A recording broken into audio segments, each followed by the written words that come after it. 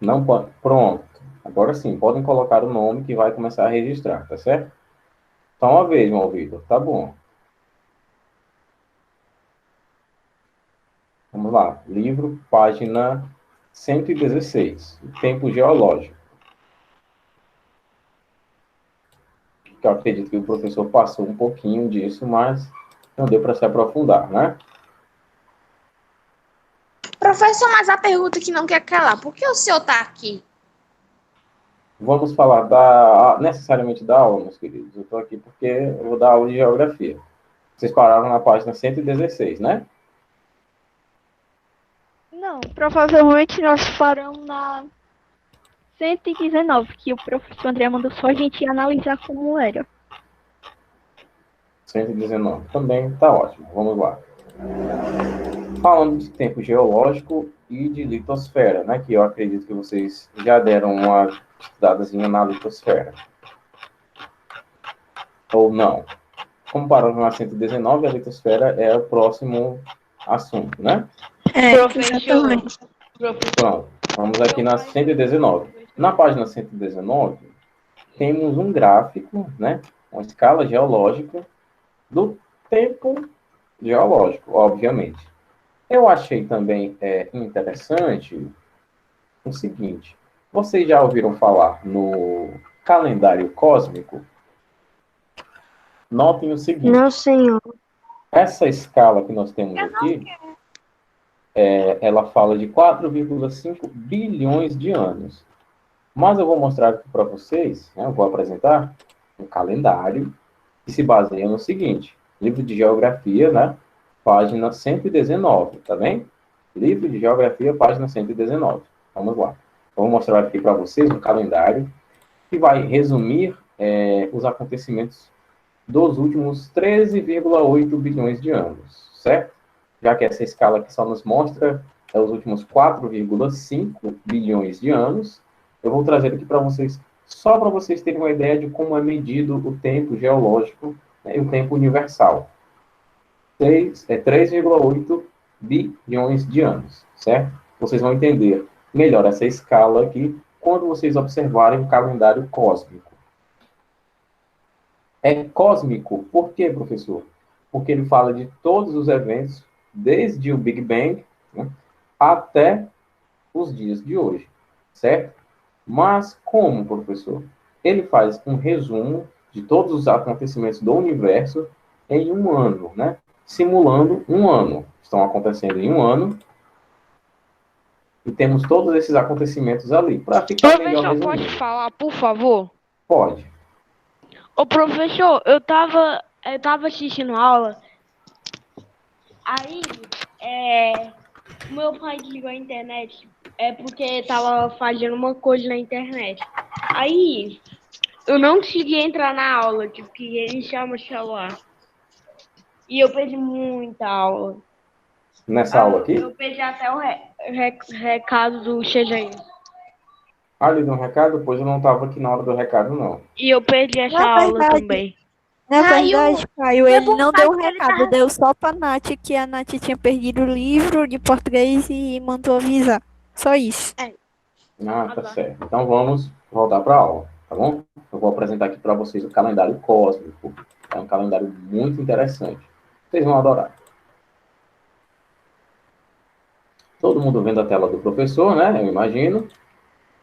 Tomara que sim. Sim, eu tô vendo, professor, o Google. O Google do céu é preto. Eu queria saber por que, velho, o professor veio pra cá. Vamos Vai lá. por enquanto. Aqui, Nossa! aqui temos o nosso calendário cósmico, certo? Aqui, há exatamente meia-noite do dia 1º de janeiro, ocorreu o Big Bang, certo? E todos os eventos cósmicos do universo, as formações das galáxias e tudo mais, foi acontecendo nesses meses aqui, como o calendário gregoriano normal mesmo que a gente tem, de janeiro até dezembro. Reparem que o sistema solar aparece aqui, olha, em setembro, mais precisamente no dia 9 de setembro, que temos a formação do sistema solar. Os dinossauros, né, surgem aqui em dezembro, E a vida humana começou nos últimos 21 segundos, se eu não me engano. Notem como é resumido esse calendário. É a história de, olha, 13 bilhões de anos da humanidade, não apenas, né? Do universo como um todo. Vamos entender melhor o calendário cósmico.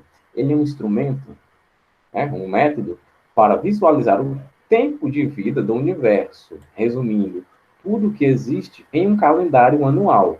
Ou seja, o Big Bang ocorreu no 1º de janeiro, cósmico, à meia-noite. E o tempo presente, ou seja, o dia de hoje, é 23 horas, 59 minutos e 59 segundos do dia 31 de dezembro. Nós estamos dentro desse segundo, dentro do calendário cósmico. Neste calendário, o sistema solar não é exibido até 9 de setembro. Os dinossauros aparecem pela primeira vez em 25 de dezembro. Note como a gente está aqui há pouco tempo, né? E os primeiros primatas aparecem no dia 30 de dezembro. Os mais primitivos Homo sapiens não chegaram até 10 minutos, né? Ou seja, chegaram depois de 11h50 da noite de 31 de dezembro. Vocês estão entendendo isso aqui? É bem Sim, tô Não gostando. entendi, não. Sim, professor. é bem entendi, complexo, sim. professor. Pronto, O senhor pode ficar até o final da aula? eu vou ficar com certeza. Eba! Vamos lá, essa aula aqui é toda Gabriel, minha, cala tua pessoal. boca, Gabriel. História e geografia é comigo mesmo, tá? Vamos lá. Prestem atenção aqui. Nós estamos estudando a escala geológica. A escala geológica, de tempo geológico, ela traz apenas a história da Terra, do planeta Terra, certo? Ou seja, a Terra tem 4,5 bilhões de anos, certo? Mas os fenômenos aqui do universo, desde a criação do Big Bang, demoram, né? Já levaram 13,8 bilhões de anos, certo? Esse calendário aqui, Professor, o Big Bang demorou mais de 13 milhões de anos para acontecer, ou ele aconteceu há 13 milhões de anos? aconteceu há 13 bilhões de anos, tá certo? Ele aconteceu há 13 bilhões de anos. Ele não demorou isso tudo para acontecer, não. Isso tudo é a idade que a ciência nos diz que o universo tem. Então, vamos lá. Deixa eu pegar aqui uma caneta de uma cor mais interessante. Acho que esse azul aqui é bom. Vamos lá. Aqui, olha. Quando deu o 1º de janeiro do calendário cósmico, teve o Big Bang, certo? Aqui, em 9 de setembro, é que veio a haver a formação do sistema solar. Até aqui, nós tínhamos outros fenômenos do universo, né? Tínhamos, para não confundir muito a cabeça de vocês, eu vou evitar falar certos nomes, né? Tínhamos os quasares, os pulsares, as formações das galáxias e as formações de sistemas menores, né? Isso aqui é geografia interestelar, vamos dizer assim. Passando pela formação dos planetas do sistema solar, né? Chegamos aqui à formação da Terra, certo? Notem o seguinte, que a Terra foi se formando, né? A vida foi se formando da maneira como nós conhecemos hoje. Os dinossauros apareceram no dia, olha, 25 de dezembro, né? Aliás, eles apareceram depois de 25 de dezembro. E os primeiros seres humanos, como diz aqui no nosso texto, os primeiros Homo sapiens não chegaram até 10 minutos antes da meia-noite. Ou seja, os primeiros Homo sapiens apareceram depois das 23 horas e 50 minutos. Os humanos apareceram na Terra, de acordo com o calendário cósmico, depois das 11h50 da noite. Para vocês terem uma ideia, toda a história humana ocupa 21 segundos do calendário cósmico. E nessa escala de tempo, isso aqui é uma escala de tempo, certo? A vida humana dura em média 0,15 segundos. Basicamente, somos um pouco limitados, de acordo com o calendário cósmico.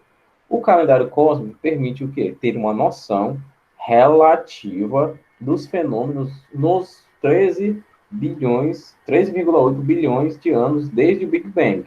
Notem o seguinte, esse calendário aqui, assim como a escala de tempo geológico, né, da Terra, serve para facilitar o nosso entendimento sobre os fenômenos, sobre os fatos que aconteceram durante esse tempo. Porque você imagina eu montar uma escala gigantesca sobre esses fenômenos?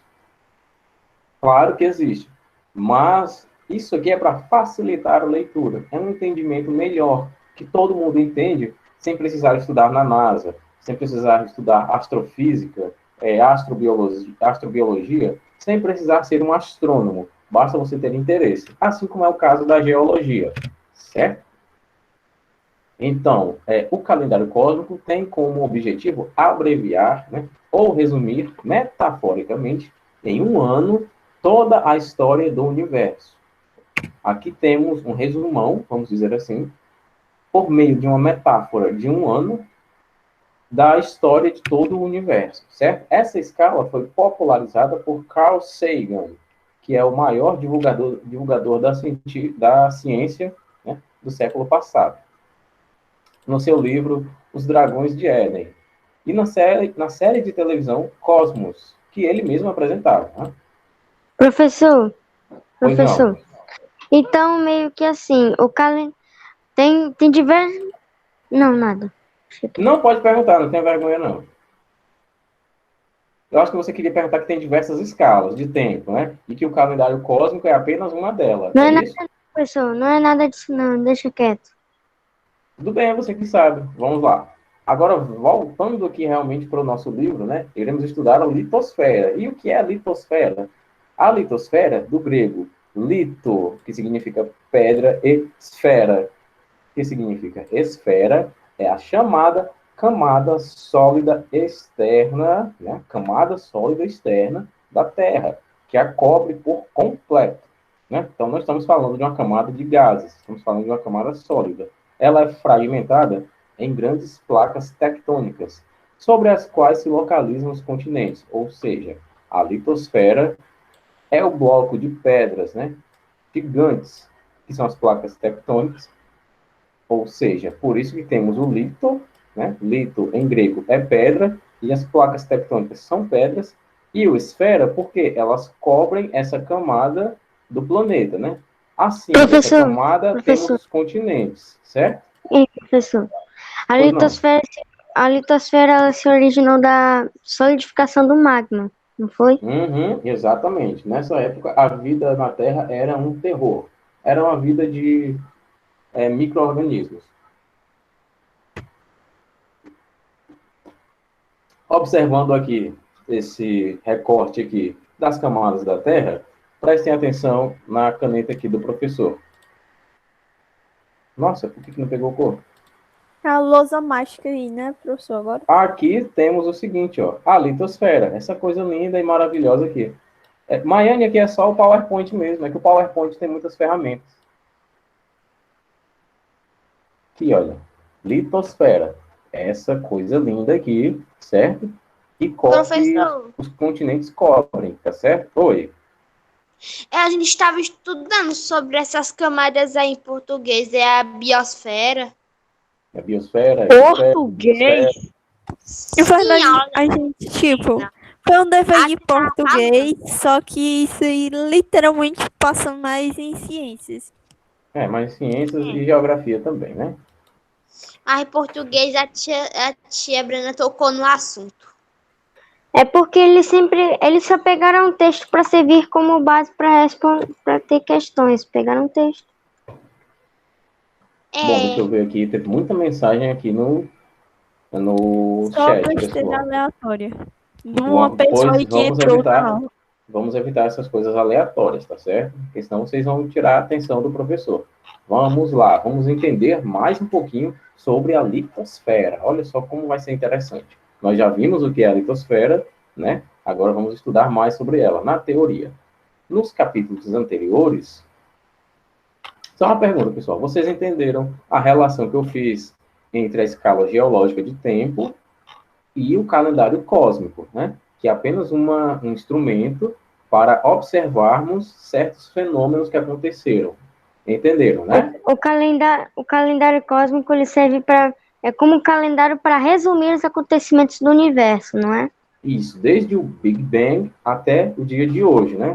Hoje, Quando o se tempo atual é 23 horas, 59 minutos e 59 segundos. Pode falar. assim, quando eu entendi o que você quis dizer com o que é o calendário cósmico.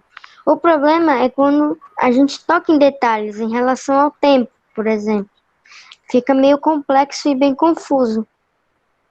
Fica um pouco complexo, mas eu não diria confuso, porque você pode, como a gente estamos falando de tempo, tudo ali se encaixa perfeitamente, certo?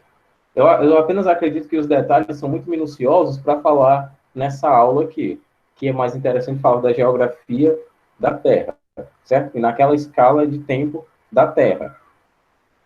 Indo para a nossa página 120, temos o seguinte: nos capítulos anteriores, analisamos a representação do planeta Terra, bem como a sua estrutura interna e sua relação com o espaço sideral. Neste momento, aliás, percorreremos as profundezas do nosso planeta, desvendando o que existe em seu interior.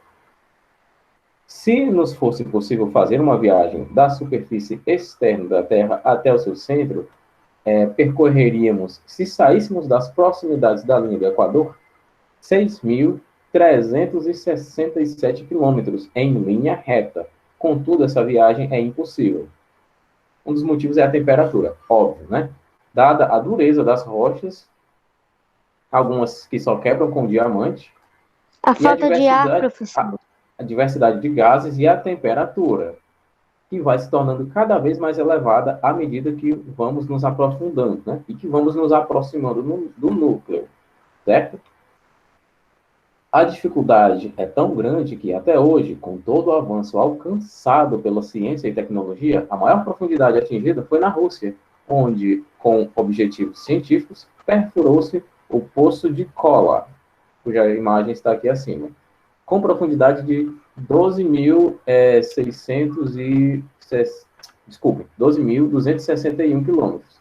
Vale destacar que o projeto foi abandonado após a descoberta de um enorme depósito de hidrogênio, que ameaçava explodir caso tentasse ir mais fundo, né?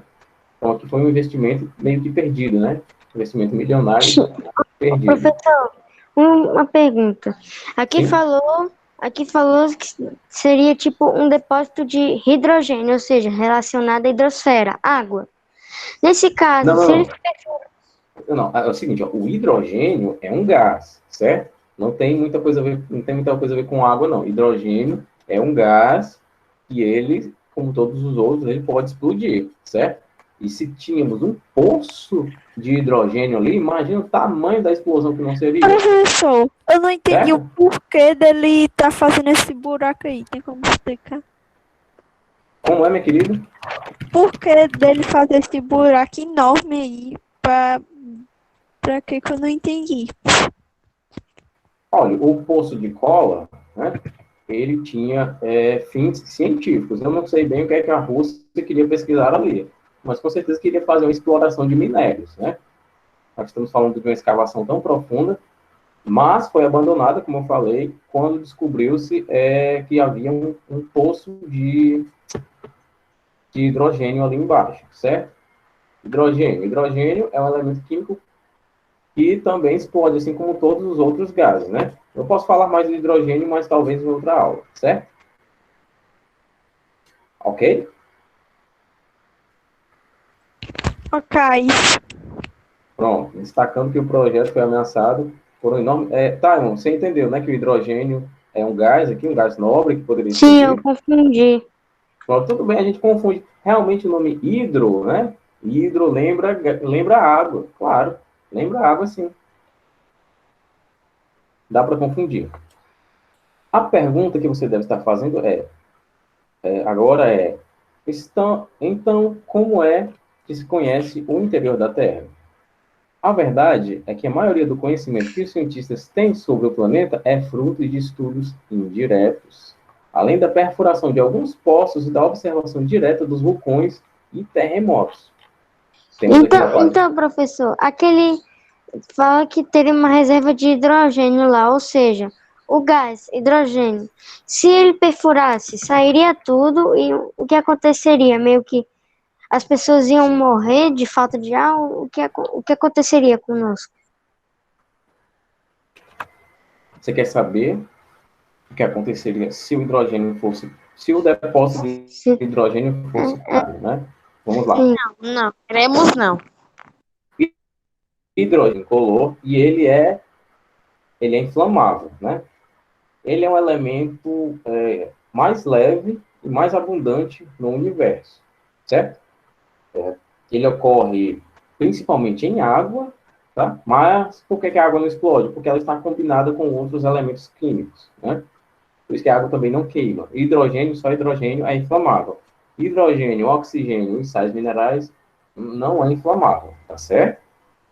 Vou tomar uma água aqui, por sinal.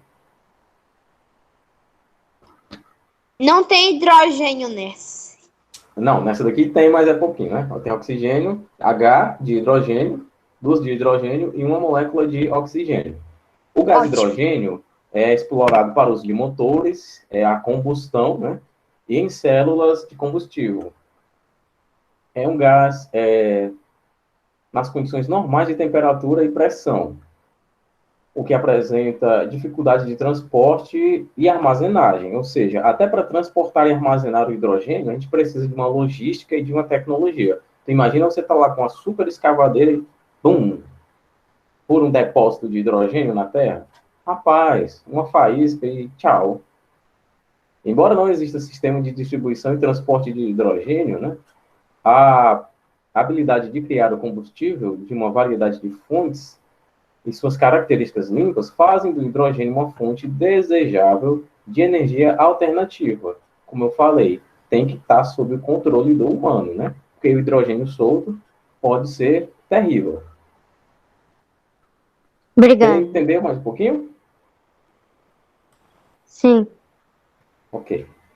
Bom, voltando para a página 121. Temos aqui um gráfico, né, que fala... Esse gráfico aqui, gráfico é também o resumo de muitos estudos de observação do planeta, né, estudos indiretos, como o nosso texto diz.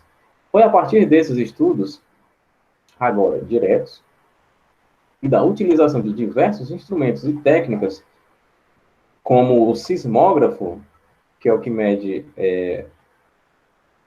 os terremotos, e o ultrassom, que diferentes cientistas construíram um esquema de representação da estrutura interna da Terra, apresentado na figura acima. Como você pôde identificar, da superfície da Terra até o seu centro, a estrutura interna do planeta em que vivemos é formada por 3 camadas. A litosfera, ou crosta terrestre, manto e núcleo. A palavra litosfera, como a gente viu no slide aqui do professor, é a junção de litos, o radical grego que significa pedra, e esfera, que significa esfera, ou seja, resulta na denominação de esfera de pedra. Por descrição, a litosfera é a camada superficial da Terra, ou seja, a superfície. Esta é a superfície em que pisamos e que é constituída por minerais e rochas em estado sólido. Contudo, essa camada é dividida em 2 partes, né?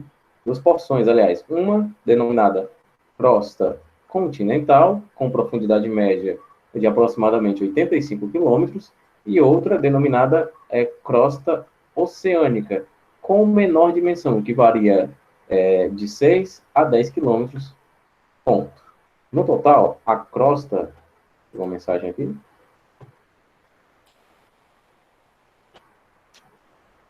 Mas então provavelmente deve... Bom, pessoal, eu pergunto coisas da aula aqui no chat, tá certo? Que eu fico ouvindo a mensagem e eu me confundo. No total, a crosta apresenta uma profundidade que pode chegar a 125 quilômetros. Abaixo da litosfera se localiza o manto terrestre, né? Camada que apresenta uma espessura de aproximadamente 2.950, né? Quase 3.000 quilômetros, e que é constituída por magma, ou seja, o material vulcânico, né, em seu estado pastoso, em virtude das elevadas temperaturas que chegam a 4.000 graus Celsius, né, já que poderia ser em Kelvin ou poderia ser em Fahrenheit, que são unidades de medida de temperatura. A gente mais usa a unidade de medida de temperatura Celsius, certo? Ou seja, lá embaixo, a quase 3.000 quilômetros de profundidade, a temperatura é tão alta que o magma fica bem pastoso, certo? Aquele material vulcânico mesmo, que já é uma temperatura muito alta, ele já fica Pastoso, pastoso. tipo uma pasta, né? Isso, pastoso é de pasta. A gente tem aquele... Professor, Pode falar. perdão interromper, quer dizer que no manto possui magma e o magma não foi meio que, ele não está solidificado, né? Ele ainda está na forma de lava, ou seja, chegou lá, você desintegra. Isso, exatamente. A gente tem no vulcão, né, já que a temperatura vulcânica não chega a ser tão alta, o magma num estado não tão pastoso assim, né? Mas claro que ele é pastoso, porque parece uma pasta quando está escorrendo pela montanha, né? Mas lá embaixo, a 4.000 graus, meus queridos, é quase que líquido. Então, 4.000 graus. Bom, voltando ao nosso texto. Aqui. Só, deixa eu ver aqui. Vocês já puseram um nome, né? Todo mundo? Eu espero que sim. Quem chegou depois, coloque o número, por gentileza. Só quem chegou depois, tá bom? Quem já pôs, o número não precisa. Bom, mesmo que não conheçamos diretamente o manto, tomamos contato direto com seu material, sempre que um vulcão entra em erupção, liberando magma ou lava na superfície. Por último, encontramos o núcleo, que apresenta um raio de 3.400 quilômetros, e que também pode ser chamado de NIF, pois os dois materiais que se encontram em maior quantidade no núcleo são níquel, cujo símbolo químico é Ni, e ferro, cujo símbolo químico é Fe. Ou seja, temos dois metais no centro da Terra, níquel e ferro. Oi.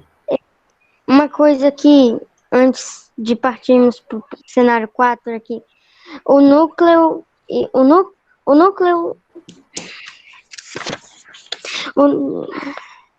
deixa quieto. Pode perguntar. Taimon tendo problema. Pessoal, só para Está bem pertinho da acabar, né? ficar mais esclarecido, Taimon, a temperatura do núcleo da Terra é superior, vamos dizer que é praticamente 6.000 graus, mas pode ser um pouquinho mais, de acordo com o que a ciência sugere, tá? São 6.000 graus. É muito, muito, muito quente mesmo. Agora vamos para o cenário 4. Continente ou TDV, professor? Oi? Vai ter DV? Vai. No máximo, no mínimo, aliás, vai ter dever que o professor vai passar, porque a gente está um pouquinho longe das atividades do livro, né, que são lá na página 126. Faltou quase umas 1.000 folhas para chegar lá. Mas o professor também vai direcionar algumas questões para vocês, tá certo? Continente ou continentes. Como assim? Observe a imagem abaixo, certo? Este é um mapa mundi elaborado a partir de imagens de satélite. Nele constam os continentes e oceanos. Vamos resumir isso aqui, já que falta pouco tempo e eu quero andar mais ainda nesse livro.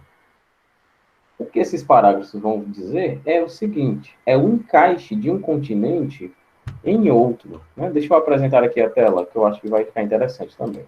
Vou apresentar aqui rapidinho, só um momento. Eu acho muito provável que não dê para explicar. Olha só, vocês estão vendo minha tela, né? Notem como tem esse encaixe aqui, como aqui encaixa perfeitamente aqui na África, né? E esse encaixe aqui também da Europa na África, ou então dessa outra parte aqui da África, nessa outra parte do planeta. Aí juntar. Vai se encaixando bonitinho, né?